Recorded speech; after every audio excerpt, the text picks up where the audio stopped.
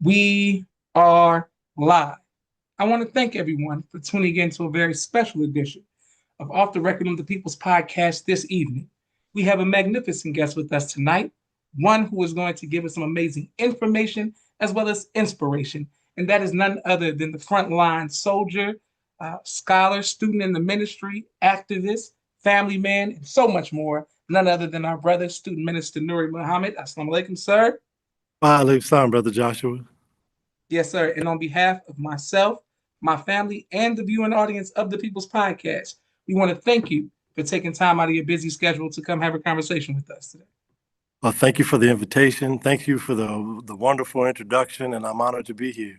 Praise be to Allah. Yes, sir. Well, we want to get directly into it. Okay. When was the first time you heard the teachings of the Most Honorable Elijah Muhammad? The first time I heard the teachings of the Honorable, actually didn't hear. I was just teaching on this at the mosque today. I didn't actually hear any teaching. I was a rap fan of like many young brothers in the 90s, late 80s and 90s. My messenger was Chuck D. And, Okay.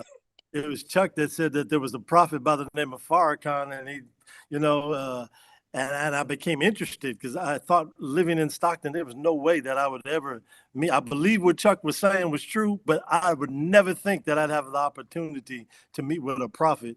And, 30 some odd years later, here I am with the Honorable Minister Louis Farrakhan, the man that he was talking about. So praise be to Allah. Yes, sir. Yes, sir. Yes, sir. And people are showing love all around the world. Walaikum salam, righteous by nature, Sabir, Talib. Walaikum salam to the believers and people showing love. Wonderful. Our next question for you, sir, is once you heard Chuck D and you heard the song and you got inspired, what was the next steps? Well, I still hadn't heard of Minister Farrakhan. I still hadn't heard a lecture from him, but one day I was walking across the television in my family's business, and Phil Donahue was talking about the guest that he was about to have on. Okay. And he was having on, the Reverend Louis Farrakhan, and man, we hit the roof because that was the prophet that we had heard about. Me and my cousins, we all gathered around the television to hear what this prophet was going to be talking about, and man, he lit up that, as everybody already knows, that's part of history. The minister lit the audience up, and we were lit up right here in the city of Stockton, brother. We were fired up to hear the voice of the minister for the very first time. But that was the first time I heard him. And then, maybe a year later or so, I met a brother that was actually mentoring someone that I was a good acquaintance with. And he was giving the Final Call newspaper to me every time I would meet him.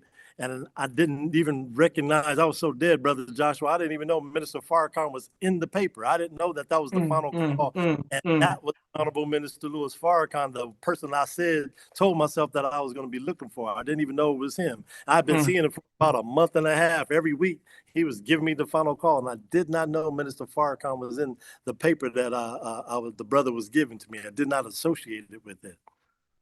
So yes, sir. That was the first. Praise be to Allah. And maybe we have the brother's name. His name is Minister Tommy. Actually, we just had his 80th birthday anniversary today, right here at the mosque. We had our first Eid as an official mosque, Eid festival as an official mosque in the Nation of Islam. But it coincided with Minister Tommy's birthday, who was 80 years old as of yesterday. So we had a birthday party for him and our Eid celebration at the same time, right here in the city of Stockton. Yes, sir. All praise to Allah. And what is the number of the mosque in Stockton? 104. We're Mosque 104. Hey, okay. Shout out to Mosque 104. All praises to Allah. And shout out to your family and all of the believers. Brother Adio Nasur, walaikum salam. Thank you for always holding it down. Walaikum salam, Sister Miriam, and everybody else who's watching. All right, sir. We want to get right to our next question. Sure. Once you heard the teachings, the next step, who was speaking? Was it like the laborers? Like, what was it like inside mosque number 104 before it was 104? When it was it wasn't even a study group. We had one man that stood up, and that was the brother I mentioned, Minister Tommy. He was actually the only soldier in the whole city. And he gathered up a couple of brothers, but really for years, he was the only person that was here in the Central Valley, really, that was a follower of the minister. He went You know, he would go into the Bay Area, going to Oakland, going to San Francisco, going to Richmond, but he was the only registered believer here in the city of Stockton. As a processing brother, he was at Madison Square Garden, just him by himself from the city of Stockton, flew and stood post and everything. So for years, it was just him. But as the years passed, he gathered up a group of young brothers that were, you know, college age, and we joined him, and with just him and about 5 or 6 young brothers, and he would teach, and we would hold down the little study group and sell the papers and get out with the people. So for many years, it was just like 5 or 6 or 7 of us holding it down in the city of Stockton. Oh, praise to Allah. Beautiful. And salute to Minister Tommy as well. And people are just showing love. Yes, sir. My next question for you is, how did your family and friends feel once you accepted the teachings of the Most High? Well, when we started, brother, the idea of being a Muslim, being a black Muslim, a follower of Minister Louis Farrakhan and the Nation of Islam, it had not been taught. There was a mosque here in the first, but as you know, they became Orthodox Muslims, so there were no followers of Minister Louis Farrakhan. We were a new thing, and it was at a time period where politically people knew who Minister Farrakhan was because he was coming on television. It was the time period where he had definitely the Jews had launched their attack against him, had began. You know, that right after the Jesse Jackson campaign, many people knew of the name Farrakhan, but like me, I never thought that the teaching would come all the way to Stockton. You know, the minister talks about his first FOI class and how he stood before the brothers and gave his word is bond, that he would spread the teachings of the Honorable Elijah Muhammad to every nook and cranny. Well, Stockton qualifies as both nook and cranny, Brother Joshua, so he made it. If he got to Stockton, then he for surely spread it everywhere because we got it. And so everybody was a little taken back by it, to be honest with you. Mom didn't know what to make of it. Family didn't know what to make of it. It was a new thing. The people that were formerly followers of the Honorable Elijah Muhammad, at first they became, you know, they were very much in opposition. They became enemies to the little study group, the budding study group, even to the point where some of them were like threatening his life, but they were afraid because he has some young brothers around him now. You know, he was you know, an elder gentleman. He wasn't old, but his contemporaries were kind of threatening him. But they couldn't move because we had some young soldiers and we trained, you know, we did the martial arts and we did everything in the garage and we were ready to go. We were ready to help Minister Farrakhan. So it lasted through the mixed feelings and controversy years. And eventually I think we began to grow on people. We've grown really slowly in Stockton and in the Central Valley, this whole area of California. It's very rural, very agricultural. And it's not like Oakland. It's not LA. This is our like California West Coast country people. This is like some real people don't really. I joke all the time, like we're country, but we ain't never worked on a farm. We're just country for no reason at all. So that's us here. And so Islam grew very, very slow, but it matured. As we matured, it matured here, and it's become something of some influence in the city of Stockton, I would say. Oh, praise the Lord. Like I said, okay. And people are enjoying the content and sending you love. Walaikum salam, Brother Kente and Takbir, Sister Nadia. Thank you, Sister Nadia, for your assistance and continued positive spirit and energy. We also wanted to know, sir, what advice would you give to other believers in spreading the teaching of Most Honorable Elijah Muhammad as taught by the Honorable Minister Louis Farrakhan in unique locations? So LA, Chicago, New York, Atlanta has their own type of, each one has their major cities, but they have their own spirit, own energy, own swag. In a place like Stockton, you said it's country. So there's other places around the country and around the world. What advice would you give on, you know, how to become a mosque? Yeah, well, for the smaller places, you can do it. Stockton is a sign that you can do it, that you will do it, that you're on your way to doing it. You know, there's an adage that says that, you know, nothing is impossible. Everything's impossible until you really give it a try. Then you find out it's quite possible. Yes, sir. Last year became the year where we actually prayed to Master Farrakhan Muhammad to make us into a mosque. And that is exactly within a year's time. we actually grew right into that. So for all of the smaller places, don't think that you can't do it. You doing it is proof that you're working with the Messiah, the Honorable Minister Louis Farrakhan. We actually prove his messiahship when the little places stand up and little people start doing magnificent things that let you know that God is with you and the Messiah is with you. The exalted Christ is with you. So I would say step out big, step out in faith. Well, a beautiful teacher, Minister. Yes, sir.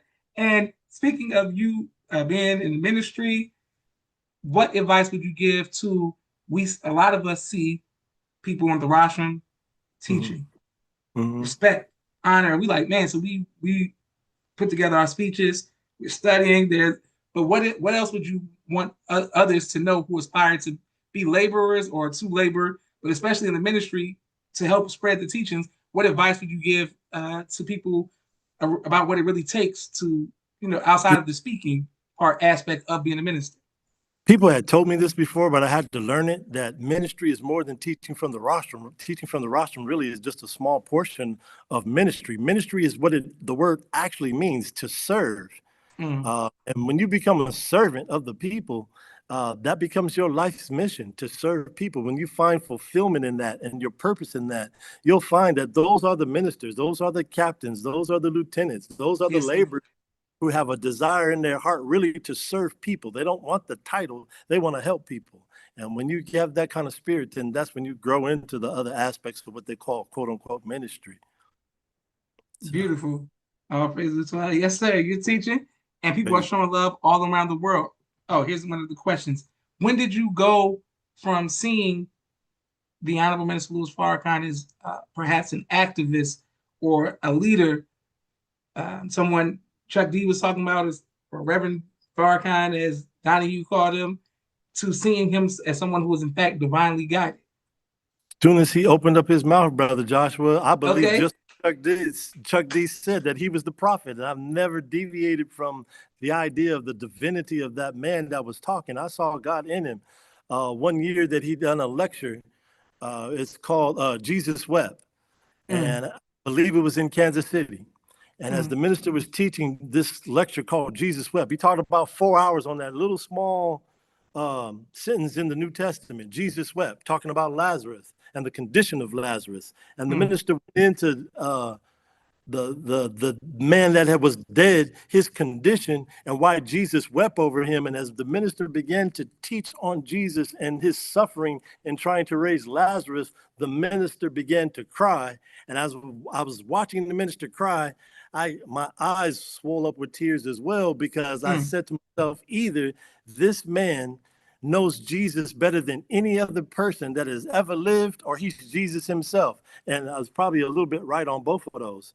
At that early age, at the early time period, you know what I'm saying? He both knows the Jesus person well, and it's so well that he's grown into that person. So beautiful. Okay, praise be to Allah. Yes, sir.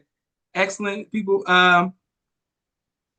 and people say literally walked in watching the history. Thank you, Sister Washika Campfield. You always showing love. He hasn't been to Stockton in years. Okay, beautiful. Lies, Akbar, beautiful. Man, this is, and people just bear witness to you. And excellent. And that's right. All praises to Allah. Yes, sir. Our next question that we have for you is, has the Honorable Minister Louis Farrakhan ever visited Stockton? As a historical point, when the Nation of Islam, as we call it, fell, when the Honorable Elijah Muhammad left from among us, and the minister had started to help Worthdeen Muhammad, according to what people told me, I was not here, I was not present. I was just a baby. But they said that the minister came to the University of Pacific. And one of the people that met him actually became a follower. That's Minister Tommy. Years later, he became a follower, but he met him as a college student at the university campus. I have not asked the minister if that was true, but people around the town said that they remember Minister Farrakhan actually coming to UOP. But it was during the time period of Worthdeen Muhammad and the Nation of Islam. So he wasn't teaching the Honorable Elijah Muhammad's teaching, but he was so impactful still at the University of Pacific that they recorded it. And So he actually did come. And years later, Minister Tommy said that Minister Farrakhan remembered him from that incident at UOP, the University of the Pacific, right here in Stockton, many, many years later after he became a follower. So he has been here before, one time before. Beautiful. All praises to Allah. Okay, great. Love the history. We also want to ask you, sir, speaking of the fall and the departure of the Most Honorable Elijah Muhammad, we are now approaching and are in the time of the Honorable Mr. Farrakhan. He's referenced, millions of times his ascension, his departure, and the believers maintaining our faith. What advice would you give to the current believers and the future believers, inshallah, about maintaining our faith in such a time of trial? Well, I wouldn't call myself an expert in the subject matter or anything, but in studying of the scriptures, the disciples and the companions of Jesus had a hard time as he was about to leave, staying away. They had a difficulty when he was persecuted. They had factors of difficulty when he's being persecuted and attacked by the enemy to such a degree, and he did not defend himself. He had been defending himself and defending everybody else and defending every other cause all that time, and now he was at a point where he was not defending himself. God had made him to be quiet, much like the minister is doing right now. So since they didn't fare very well yesterday, we have them down as an example for us. Good thing we don't stop at signs. We keep going. Signs just give you a direction on where we need to go. So I would think that we should mount up in our studies and be in preparation to defend the Honorable Minister Louis Farrakhan. It says in our Supreme Wisdom that the Honorable Elijah Muhammad and his followers disagree with the old prophet's predictions. Well, if we are those that are the followers of the Honorable Elijah Muhammad that disagree, who are these people that disagree? And what is about them that are disagreeable with what the old prophets predicted? There's something about us that we think that we can beat prophecy or aspects of the prophecy. And I just happened to be at the earshot of the room when the minister was talking about this aspect of beating prophecy. And he said that we would not beat all of the prophecies, some that are irrevocable. You can't change them. But there are other prophecies that we definitely can beat and definitely can fare better than people of yesterday. So I don't know about you or the viewing audience, but I want to be prophecy. I want to stand in the hour that the Minister Farrakhan, that the Honorable Minister Louis Farrakhan is under great stress and trial, to be a helper and an asset to him, and not to leave him as he goes through his trial and our trial and helping him. Yes, sir. Beautiful teaching. Go ahead and praise be to Allah. And thank you to everybody who was watching and continues to show love. We also wanted to ask you your time in Stockton serving as someone who was the son of a laborer in the ministry, and grew up. We know that it's not hard. I mean, it's not easy. It is a tough job. It's a hard job. What has been your key to your success of longevity in serving the believers in the community? Brother, I couldn't even pinpoint that. I think one thing is I didn't even know what I was doing. If I had known, then it might have been harder, but I didn't even know. It was I was unaware. Yes, sir. You just one day, this is off the subject, but one day we don't eat lobster, but my uncle was calling himself making lobster, the country person that he was. And he had the water already boiling as he was preparing the lobster, and he put live lobster into boiling hot water, and they jumped out and hit the ground, and they were making all this noise. I didn't know lobster could make noise, but that's because he didn't put the lobster in cool water, then turn the fire up. And that's basically what happened in the ministry and in the mosque and everything else. I did not know what I was getting into, but Allah just eventually turned up the temperature little by little until it just became commonplace. So I think that was the thing. The main thing was the love of the minister and the love of the mission. And we've stood strong for many, many years with very, very slow progress. It says in the Holy Quran, how long have you tarried? And the answer to the person that gave the question was, a day, a part of a day. And then Allah said, no, you tarried 1,000 years. Well, that's how it's been in the valley, just like that. So just not knowing, I think, was a part of it. And always trying to stay humble. Allah is the best knower in every situation. Oh, beautiful teaching, Minister. Yes, sir. Okay. We also would like to know some of the events. It was Eid yesterday, and people were over the weekend, and people were putting on the Eid feast and the interacting with the other communities, people interacting with churches, uh, synagogues, cathedrals, whatever it is to be in a community. What are some of your advice as far as techniques to better, um, you know, communicate and connect with the community? Yeah, we have to make room in our assemblies. And sometimes, not sometimes, but this teaching that we've been given, at first Jesus's teaching was made directly and given directly to the children of Israel, That's right. the lost people of the house. But it got to a certain point where he tells them to spread it to every kindred, every tongue, and every nation. When you deal with the city of Stockton, even though we're a country, it is the most ethically diverse, one of the most ethically diverse cities in America. So right here in the city of Stockton, you may come across a group of Crips, and in the Crips, the street organization, I only like to use the term gangs, the street organization, you'll find Black Crips, and you'll find Asian Crips, and you'll find Latino Crips, and even some white Crips thrown in there, and they'll all be cripping. And the same thing will happen with the Bloods. And the Bloods will be Black, and the Bloods will be Asian, and the Bloods will be Latino, and the Bloods, they have a few white Bloods in there. They have a whole other groups, EBK and all these other groups that have become predominant now, but they're of all colors. So they don't go by skin color. They don't go by the color of clothes anymore. Like you'll find Bloods wearing blue and Crips wearing red. They don't go by any of those type of colors or anything like that.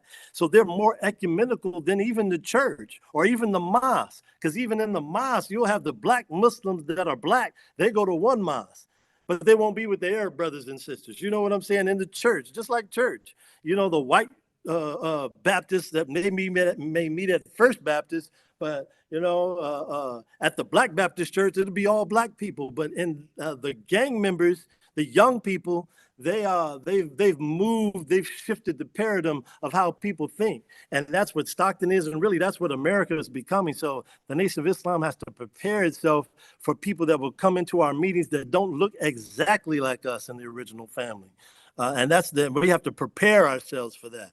We can't be to think that we have some type of exclusivity on the teachings of the Honorable Elijah Muhammad. It is for everybody. Beautiful. Okay, Reverend, you teach it. All praises to Allah. We do have a brief, quick 60-second commercial break for all of the sponsors of the People's Podcast.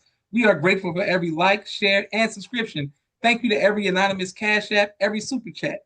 And we are grateful to our illustrious guests. 1 second. There we go. And I see your questions. People are texting me questions as well as putting them in the chat. So we truly appreciate that. We'll be right back to our guest, Minister Nuri Muhammad, out of Stockton, California. Premier Media Production. He has a 4K camera and a drone. He does television and film editing. Please reach out if you need any of that. Sister Naima, Stay On Point Dance Academy. She teaches ballet virtually to young girls all across the country. Sister Miriam, ABC I Love Me children's book and coloring book. My father's book, A Soldier in the Movement of Christ. My two books, Cleopatra, which is a children's book, and No Father, No Excuse, both of which are available on Amazon.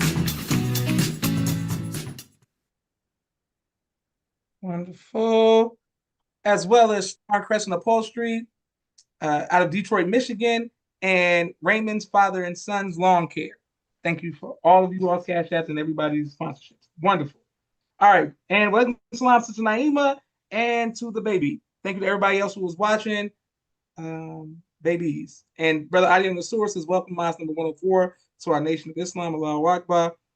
Ronald James says, okay, this is a good question. Then should the NOI sit with the National Baptist Convention and other groups like that? I don't see why not. The minister already has. Matter of fact, there's a host, and I know several, and if it's happening in Stockton, it must be happening all over the country. There are many young ministers that have been students of the Honorable Minister Louis Farrakhan, and they listen to him intently. I think we should take up spaces in those meeting spaces and listen and try our best to serve what we've been given by the Honorable Minister Louis Farrakhan to help build the church or help build the masjid, or whatever is the religious persuasion. It doesn't matter, even if it's the Buddhist. How can we help them to be more effective as we ourselves striving to be more effective with what we've been given? So I think we should be part of the collective unity that happens among Black people, people of Wonderful. color. Yes, sir. Yes. You powerful teaching. One of the trending topics of social media is the young people, well, the older people or elders crying out because Houston, there was a rodeo, people were fighting, Daytona, Black Spring Break, and a lot of the uncles, aunties, mothers, grandparents are saying they don't know what to do, not with other young people's children, with their own children, with their own grandchildren. And Right. it's people are just looking for a solution in practical terms to how to help better keep their children more civilized, and they don't want them to get arrested and things of that nature. What advice would you give to the parents, grandparents, uncles, and aunties just about seeing, helping to guide their own children, not even just youth in general, just their own children into making it safely across? But first thing is, just guidance from the minister. We shouldn't be too judgmental over circumstances, situation, and even people in their growth and development as they're evolving.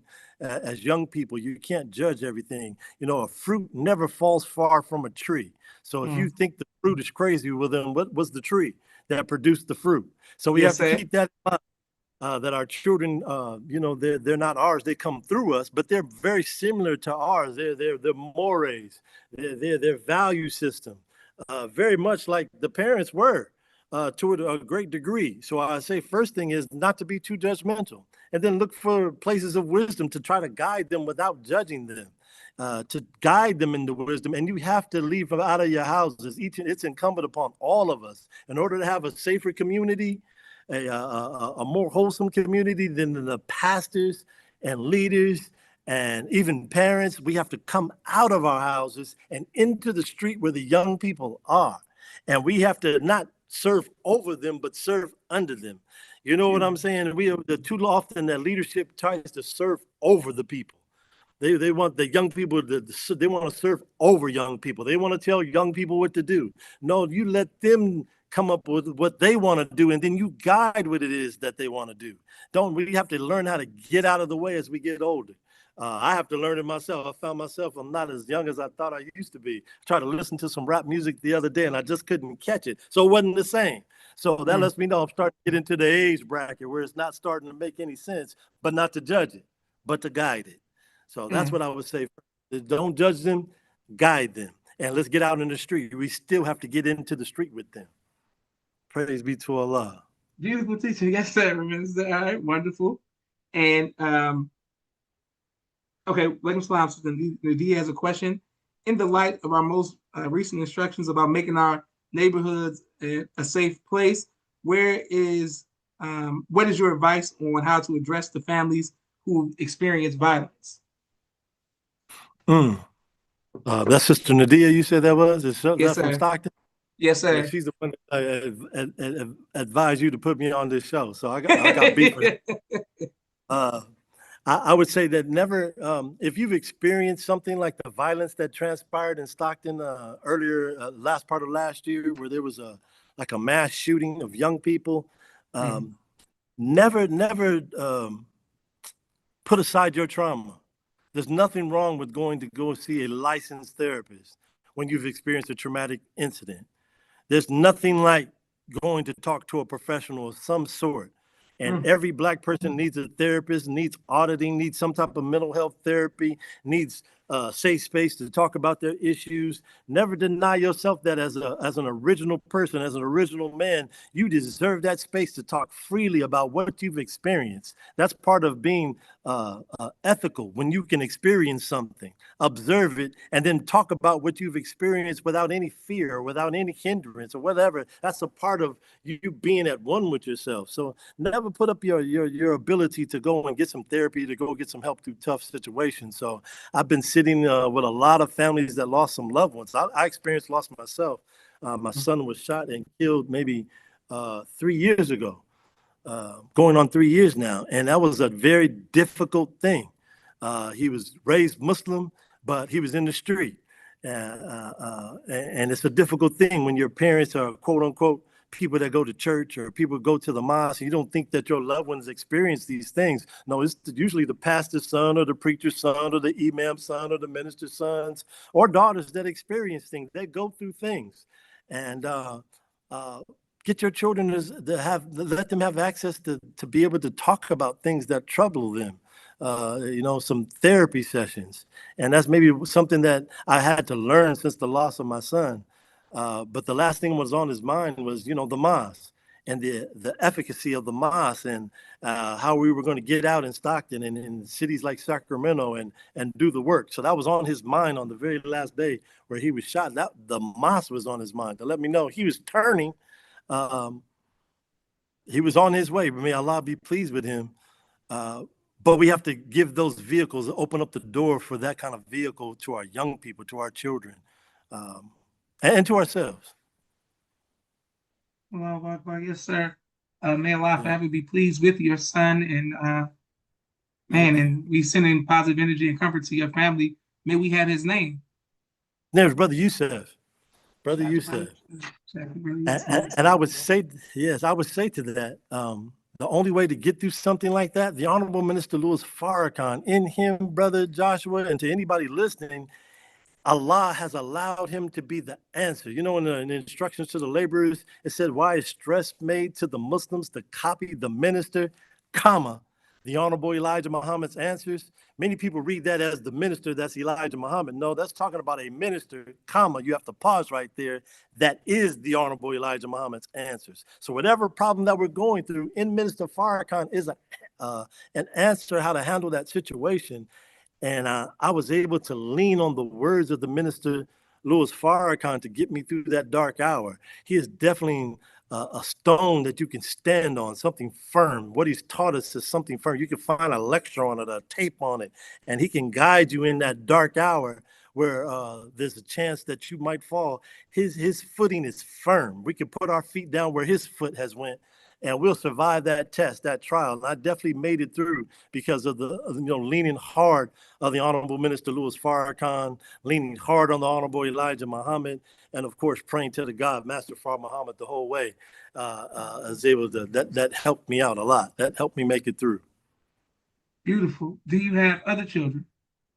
Yes, I have children. I have some children in Georgia, and praise be to Allah. I have some daughters that are here. One goes to the University of San Diego. Praise be. And I would say to this, that never think that as you work in this work that you have, that Allah's not blessing you just because you don't presently have money. Because all of my children were able to graduate from college. And I think my second oldest daughter, she's about to graduate. She's on the 6 or 7 year plan, but Allah got her. Their college education has been paid for. As a testament to what God can do for you if you do something for God. I didn't have the money.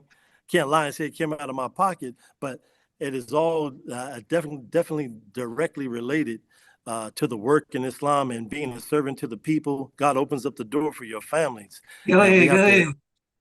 That is just the truth. So I think about the Farrakhan family, the Muhammad family, the Honorable Elijah Muhammad's family, your family, Brother Joshua, and the great sacrifices of many, many believers all over, that second generation, that third generation of Muslims that come forth from those that sacrifice, they are to walk into the kingdom of heaven. They themselves are going to walk right into it. So I'm just proud to be a part of it. Yes, sir. The chat is going up, the text messages, everybody saying salute to your family, your wife, your children, your grandchildren. You have grandchildren? No, not yet. Oh, yes, sir. Well, your children. Okay, well, yes, sir, your children. Yeah, they need to be working on it. Yes, sir. Yes, sir. And Brother Raymond Ellis says, thank you, Brother Joshua, for sharing our history in real time. Thank you, sir. ASA, dear brothers, Walaikum Salam, Brother Robert X Photography. Thank you for always showing love. Brother Kente says he agrees, brother. This is beautiful. Childhood trauma, dealing with that, rising above that, and relationships with his mother and feeling alone. Brother Kente, we love you, man. We hope you don't feel alone. Sister Washika Campfield says, may Allah be pleased with your son. Ameen. And all facts, yes, sir. Beautifully said, brother. Man, wonderful. Okay, great. I didn't even know that about your son. So now, man, it's beautiful. What has been your greatest joy in working in the ministry? Mm. The greatest joy is the very, very best thing, brother, is to be sitting in a study group and you look out at people and you see the light that is on their face and that they got the idea that's being presented by the minister, that they got it. Anytime that you can see that, it brings great joy. When you see somebody that was coming in off the street and you can see the day that they got it, that the day that it clicked and they became a Muslim that day, that is the greatest joy when you see what you love being transferred to other people and now they love it. That's is definitely the greatest joy. So and then on top of that, we're at the time period at the advent of the Messiah. Who'd have thought out of all the odds, brother Joshua, that we'd be alive at this moment in this time? What a blessing just to be alive right now.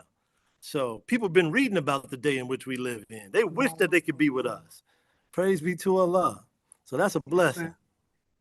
Beautiful. Okay, yes, so you teaching, and man, people are lighting up the chat and just showing so much love. We wanted to ask. Speaking of children, my Yeah. sisters were, I want to say, cyberbullying me or text bullying me earlier because out of my mother has four children, I'm the only one who doesn't have children yet, and they were saying, Mhm. "Oh, you gotta have children," and yada yada yada. What advice would you give to people about fatherhood? Yeah, take your time, brother. You're doing it right. That would be the best advice. Oh man, take your time, brother. Allow yourself to mature, then get married, then have children. Do it in the right order. If you don't Yes, get sir. that chance to do it right from the beginning and you're not mature, then you have to lean heavily on Allah. I could remember, distinctly remembering the idea of having a young son, and I had just joined the mosque. He was born before I came to Islam, and me having the idea that I did not know what I was doing. And Mm, looking back, I didn't know my older children. I was at a loss of being a proper father, and they right now they tease me about it, um, and they're joking, they're laughing, they think it's funny, but it hurt my heart when they talked about the days that they were with me, mm, when it was my days, father days, and I would take them out on the corner, pushing, and they were talking about making money, and they were all talking about it with like in their eyes, like this is a great thing. Like my mm, dad took us out on the corners with pies and papers. But mm, reflecting back, that was a busy street corner to have your babies out there. mm, I'm thinking mm, something must have been wrong with me. I must mm, have been imbalanced as a father that I couldn't take them to a library or go reading and then push at a different time. I'm just going to take my children on the corner with me mm. and be in the middle of the busy thoroughfare, you know, doing that. I was completely imbalanced. So I would say that, take your time and be balanced. If you have children already, spend time with them. That is part of the mission. And I didn't get that till much later. The idea that your children, your family, your wife is part of the mission. And I Yes, didn't get sir. that. I was completely imbalanced. So that's what I would say. Wonderful. Yes, sir. And what about what advice would you give to future husbands? Mm. Future husbands. I don't know if I'm supposed to be giving like marital advice because I said again, um, my experience in the Nation of Islam, I've been completely imbalanced. I would say that get counsel, find a good Mm, person to talk to, find a good person that is always in any endeavor, whether it's marriage and you're trying to be a husband, go find a good husband. If it's real estate, you want to be the top real estate agent, go find the best real estate agent and let him be your mentor or her be your mentor. Whoever it is that you can see has had success, become a friend of that person. Let that person take you into places that you yourself haven't gone. So that's what I would say. If anybody that wants to be a successful wife, go find a wife, go find a mm, mother, go find a person that has raised children, have been through hard times, has struggled and has made it.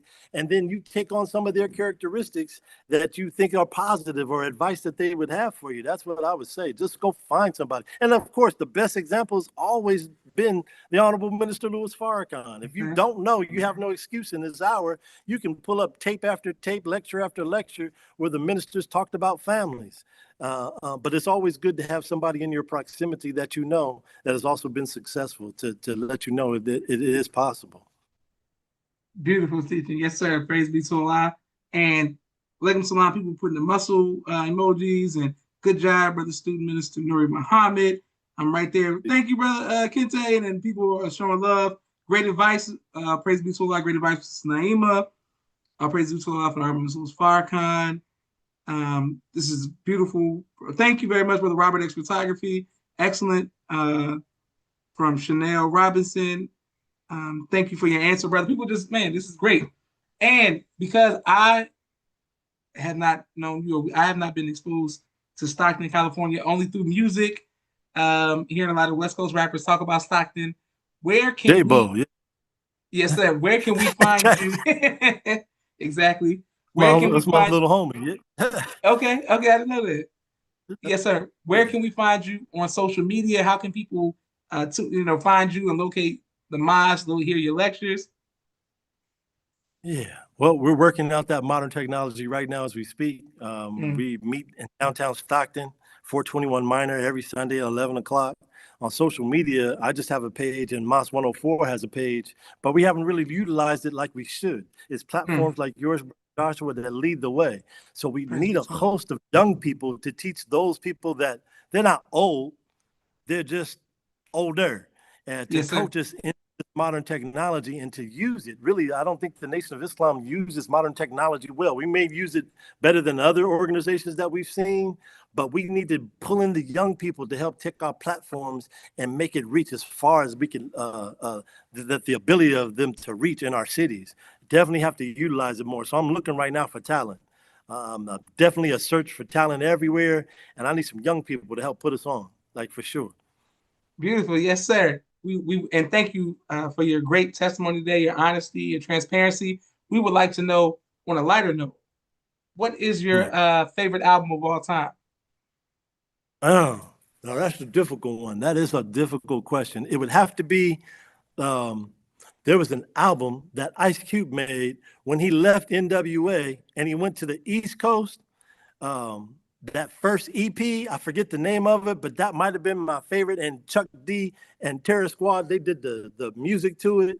And I think the America's Most Wanted.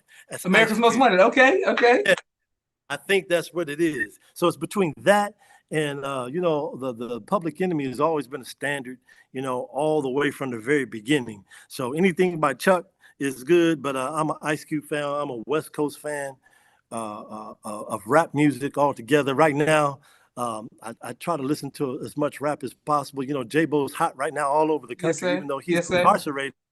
But that's my little bro, though. He's a Mm. very brilliant young man, like many young, brilliant artists that are coming out of this area, but they do need guidance. And we have to step to the forefront because I believe that there's something awry in how they're being guided because they have talent, but they don't have the wisdom as a house for that talent. So Yes, Stockton sir. has a lot of rappers that are hot right now, but I think we need to step into the space to guide their careers so they are able to get some benefit from the music that they're making, and they're not locked away, they're not dead, things of that nature. So I think there's definitely a space for the Nation of Islam somewhere. Beautiful. All praise to Allah, and people are in bear witness. Thank you very much. Oh, also, when we wanted to know about the Million Man March, Mm-hmm. what was the climate like leading up to the Million Man March, and how did it personally impact you? Well, the Million Man March, I would say this: out of those 2 million men that were at the mall, when you go get a picture of the Million Man March, and it's taken from the stage, the people pressed up against that stage, a group of them are from Stockton, pressed up against that stage because they left early, and they went on buses. And we took a large contingent from Stockton. It was about coming all the way from the West Coast, probably about 300 or 400 brothers straight from Stockton, straight from this area, Stockton Yes, and in sir. around the cities. And some of them rode the bus and they got there early. I had arrived there early. And one thing that I'll never ever forget, being out in the pitch darkness in Washington, D.C., and being on post already. And as the sun began to rise and the call to prayer, did the call to prayer to look out and see that there were 1 million people that had arrived in the night was one of the most beautiful sights that I've ever seen in my life. I haven't seen anything since. That the ministers, the word was made bond, And he said he was going to call 1 million people to the mall, and there were 1 million people as the sun was rising up. The 1 million were already there. They arrived in the night, and some of those millions of people, a little city like Stockton had representation there as well. So that was the most impactful thing, just to be there and to be a participant in it. And then the after effects, coming home and people taking pictures of the FOI. And I just happened to be in a couple of clips that went national, and people recognizing my face, my son seeing my face, and them putting it into magazines, into books. I think we made history that day. And I really haven't really weighed the impact of the Million Man March just all the way just yet. It needs to be studied. It really does, to see the impact of the lives of those men that came on the mall that day for the Million Man March for the Day of Atonement, 1995. We really have to study it. Praise be to Allah. Praise be to Allah. Beautiful. And people are saying teach in the comments. And thank you all to everybody who continues to show love to our guests as well as the podcast. Our last question for you, sir, is what would you like your legacy to be? Oh, well, brother, just a follower of the Honorable Minister Louis Farrakhan. I was reading in the New Testament about Paul. Paul is writing, but he's talking about David, I believe it is. And the thing about David, they didn't mention too much about him. He was the king of Israel, and he served his Lord, and then it said he died, and that was the period. Nothing else. Now, David, I'm sure, had all kind of war stories that they could have put there. He could have had all kind of, he had money, and he had wealth, he had women, he had territory, he had all the things that you can think, but it just said that he served his Lord and he died, and that was the period. So if that's for David the king, I'm way less than David the king, so just let me serve and let me die and be buried with the ancestors, and let that be that. That's good enough for me. That's great enough for legacy to be able to serve the Messiah in the hour, the exalted Christ, and God in person. That's what else could you write after that? He has nothing else to say. Praise be to Allah. Praise be to Allah. Yes, sir. Our last question before we get a follow-up question. This has been great, and the people are showing nothing but love. But can we get you to come back in the future, near future, inshallah, for part 2? Absolutely. Absolutely. I would love to come. Now that I made it through part 1, definitely part 2 is definitely on for sure. Yes, sir. And inshallah, if you ever come to Atlanta, it'll be my honor to meet with you in person. But if I ever because I want to get to all around America, I got to travel more, and that's one of my focuses, is to visit 50 states and do more in-person interviews. So I got to come to the country of the West Coast, which I never heard. I didn't know Stockton was country and West. I didn't know about that, but I got to make my way to Stockton, California. So inshallah to see you there. I have 2 sons that live in Atlanta, and I will be coming there shortly. So I'll hit you up. I'll take you to dinner and make sure I'm able to meet you. I would love to face with the believers in the mighty, mighty city of Mosque number 15. Praise be to Allah. Praise be to Allah. We want to salute you, your family, and thank you for all your sacrifices and the many sacrifices of your family for standing with you and soldiering along with you in public and in private. We send nothing but positive energy to you. Shout out to all of the believers who are watching from around the world, but primarily in Stockton, California. Your minister represented well for you all today and helped us to better understand what life is like in the ministry, and life is like as a believer in Stockton, California. Thank you, sir. This is Joshua Muhammad signing off of the People's Podcast. Assalamu alaikum